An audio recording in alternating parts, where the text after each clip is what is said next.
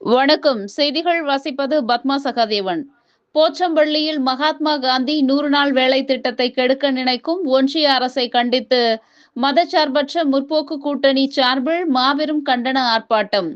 போச்சம்பள்ளியில் மதச்சார்பற்ற முற்போக்கு கூட்டணி சார்பில் எழுச்சிமிகு ஆர்ப்பாட்டம். மத்திய அரசு மகாத்மா காந்தி வேலை தேசிய ஊரக வேலை உறுதி திட்டத்தை திட்டமிட்டு சிதைப்பதாக கூறி கிருஷ்ணகிரி மாவட்டம் போச்சம்பள்ளியில் மாபெரும் கண்டன ஆர்ப்பாட்டம் நடைபெற்றது.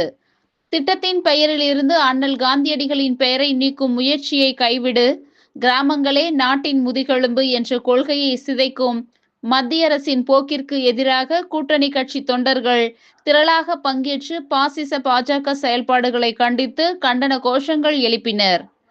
இந்த ஆர்ப்பாட்டத்தில் தமிழக வாழ்வுரிமை கட்சி நிறுவன தலைவர் முத்தமிழன் தி. வேல்முருகன் அவர்கள் ஆணைக்கு இணங்க கிருஷ்ணகிரி கிழக்கு மாவட்ட துணைச் செயலாளர் ராமகிருஷ்ணன் தலைமையில் மாவட்ட மகளிர் அணி செயலாளர் மீனா மற்றும் மாவட்ட பொறுப்பாளர் ராகுல், காவேரிப்பட்டினம் ஒன்றிய செயலாளர் சக்தி முனியப்பன், போச்சம்பள்ளி ஒன்றிய செயலாளர் சாதுல்லா, பொருளாளர் ஷாஹித் ஆகியோர் ஒருங்கிணைப்பால் 50க்கும் மேற்பட்ட தமிழக வாழ்வுரிமை கட்சியினர் கலந்து கொண்டனர்.